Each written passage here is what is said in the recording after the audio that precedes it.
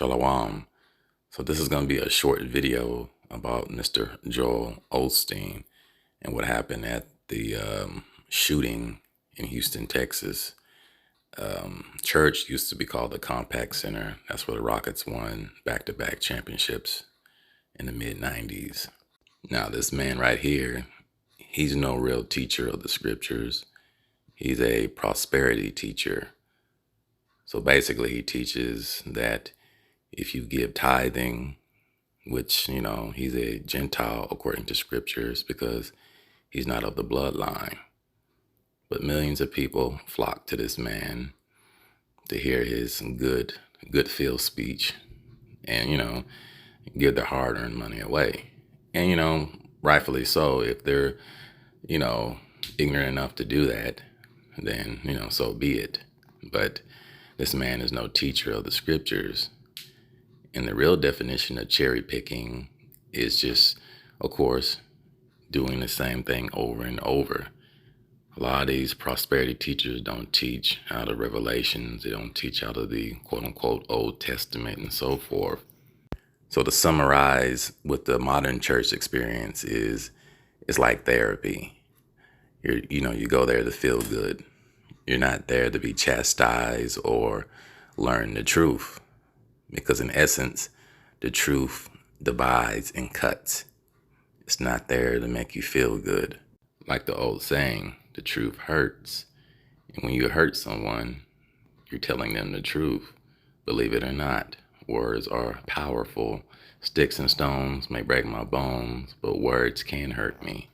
And what happened at this church, a lot of Christians or ones who believe in that certain doctrine of Christianity, they believe it's God versus Satan, what the world calls karma. But in the scripture, when things happen to you for a reason, it's called judgment.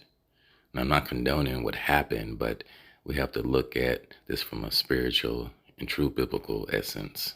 Thank Chief and the Mayor and Chief Pena and all of these men and women did an amazing job, and it's just, you said it, Chief, it could have been a lot worse. Of course, we're devastated. I mean, we've been here 65 years and have somebody shooting in your church, but, we don't understand why all these things happen.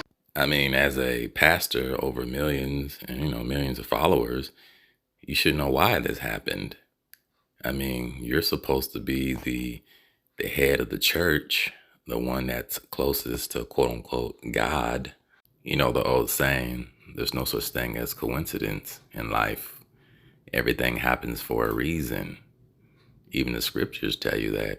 So now we're in the book of Isaiah chapter 45 verse 7, and it states, I form the light and create darkness. I make peace and create evil. Keywords, create evil. I, the Lord Yahweh, do all these things. So the Most High is in control of everything. He's in control of the left and the right-hand side.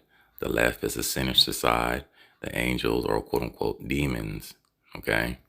Now we're in the book of Ecclesiastes chapter 3, and it states, to everything there is a season and a time to every purpose under the heaven, which is what? Earth, right? A time to be born and a time to die, a time to plant and a time to pluck up that which is planted, a time to kill and a time to heal, a time to break down and a time to build up, a time to weep and a time to laugh, a time to mourn and a time to dance. Verse 5, a time to cast away stones and a time to gather stones together, a time to embrace and a time to refrain from embracing. I do believe we're in that time because we're in the truth. Verse 8, a time to love and a time to hate, and a time of war and a time of peace. Not to get off topic, but in these last days, I really don't question what's going on in America because, oftentimes I would hear, oh, God bless America. But when you read the scriptures in context or, some bit of the truth, why would the Most High bless this nation or corporation? They don't embrace truth. They embrace indoctrination in Roman Catholicism or the Babylonian Kemetic mystery religion. So how is the Most High going to bless this place when they don't even acknowledge him or acknowledge his people. And a lot of our people are so brainwashed and believe in equality, but they don't realize that when you read these scriptures, it's not talking about equality. When you're in rulership, you're the head. So this notion that equality existed or it's going to exist, it doesn't exist. And the ones that are playing the chess moves, not checkers, they know this. That's why they try to teach our people this bullshit doctrine of equality, like we need to be equal. But they over there bringing these immigrants in here and they getting free prepaid. A lot of these veterans sitting on the street homeless and shit. But we know God's in control, and we're going to pray for that little 5-year-old boy and pray for the lady that was deceased, her family and all, and the other gentleman. But I don't know, it's just kind of in a fog, but, just believe that, we're going to stay strong. We're going to continue to move forward. And there are forces of evil, but the forces that are for us, the forces of God are stronger than that. Yes. So we're going to keep going strong and just, doing what God's called us to do, lift people up and give hope to the world. And that's the problem with, these Gentiles teaching the scriptures. They believe that they've been called to teach or, spread love or, globalization. The Bible is not a universal book of love. The Most High hates a certain progeny here on this earth. But when you don't read or you just follow man, you will never know that. But everyone's not called. What does the scripture say? Many are called, but few are chosen. This man obviously is not chosen, but when you look on the fleshly side, oh, he got a lot of money. He makes millions, like that fake ass pastor Copeland and shit. These are nothing but devil in sheep's clothing, right? They're not real teachers.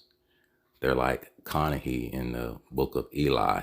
In the Hebrew scriptures, it's not talking about them. It does talk about the fate of a certain progeny, what's going to happen in the near future. But this book is about the progeny of Jacob. It even tells you about that in the book of Psalms 147, 19 and 20. He's dealt with Jacob, not the other nations. Again, I want to thank all these gentlemen because, I can only imagine if it would have happened during the 11 o'clock service.